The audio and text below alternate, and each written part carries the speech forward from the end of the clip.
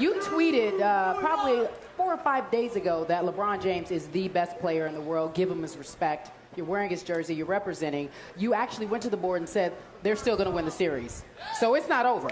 It's not over. But, you know, that's not my call to make. That's up to the Miami Heat to determine whether it's over or not. And, you know, based off what we've been seeing the last couple of games, they've just been outworked. They've been out-hustled. They've been out-coached. They've been outplayed.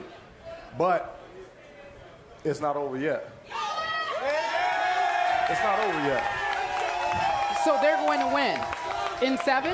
Well, you know, in my profession, you know, it's not over till it's over. So once you reach that playoff series, there is no losing.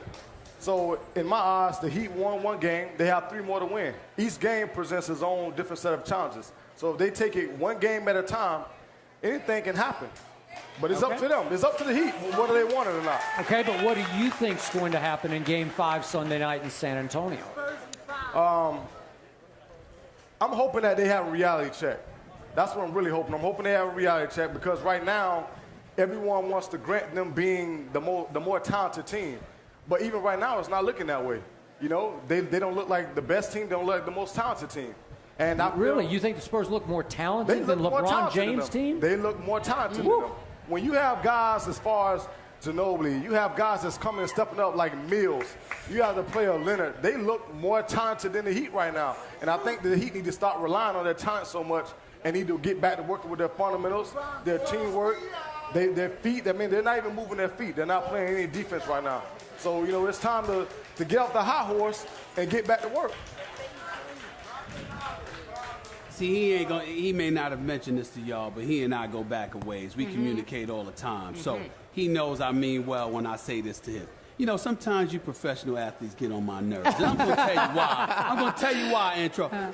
You know good and well body language means something. No doubt. How you could just watch and see. You know when somebody's gone.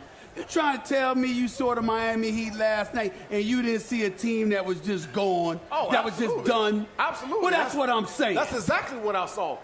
But it's not finished yet. Like I say, so you trying to tell me, hold on. You trying to tell me you can look at the Miami Heat. It's one thing to lose because losses happen. I've seen the Lakers lose by 40 in the NBA Finals and come back and win the daggone series. Right. What I'm saying to you is there's a difference between losing and being done. Right. And I'm saying to you, you just acknowledge you looked at them and they looked done. Have you ever seen a team in all your years that looked done and then turn around inside of 3 days and look fresh and new?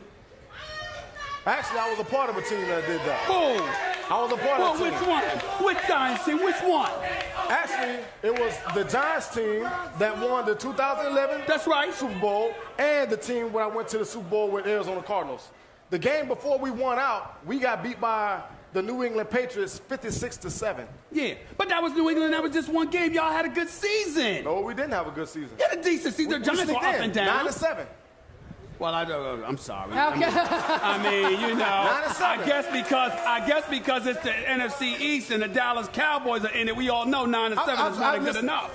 When we won the Super Bowl in 2011, everyone counted us out. We had to win out. We had to go play the Jets, win out. That's right. We had to go win the Dallas Cowboys, and then we had to face Atlanta first round, Green Bay, then San Francisco. Atlanta was suspect that year. Green Bay was tough, but Atlanta was suspect. They had to come to the Meadowlands, which is now MetLife Stadium, and you knew, come on now, nobody was expecting y'all to lose to Atlanta. What about Green Bay? Well, that was Green tough. Bay. Yeah, that was tough. That's true. There we go. That's true. Listen, it's all about if you want it. If you want it, you're going to go out there and go get it.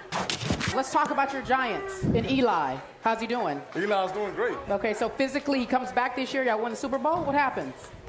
We're definitely going to make a run at it. I mean, I think we've improved so much, you know, just in our level of talent and just our mindset as far as football comes this year. So right now, I mean, the way our OTA has been going, it's been phenomenal. It's been so, you know, just on top of the hill when you're talking about aggression, on top of the hill when you're talking about guys flying around just making plays.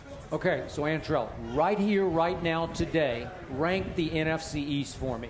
Just rank as you approach next year. Where should the teams be ranked? Based off last season or based off this Just what you know right now from draft, moves, free agency? Well, obviously, you know, I'm taking Giants number one.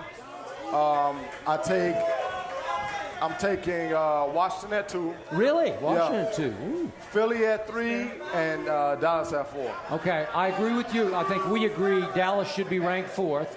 I'm a little surprised, even though we both agree with your ranking of Washington, that you have Redskins above Eagles, because most people would rank the Eagles first in your division, even though you got to protect your turf with your Giants. Right? Why don't you like the Eagles? I think, not that I don't like the Eagles, but I think if you have the right defensive scheme against the Eagles, you can definitely shut them down. I think we displayed that in the second game we played them. Wow. As far as Washington, I think Washington has more weapons. And I think, they've added more weapons, especially to the offensive system. I think RG3 definitely bounced back and have a better season this year. And defensively, I think they've added a lot of veteran leadership to their defense, and it's going to help them out a whole lot.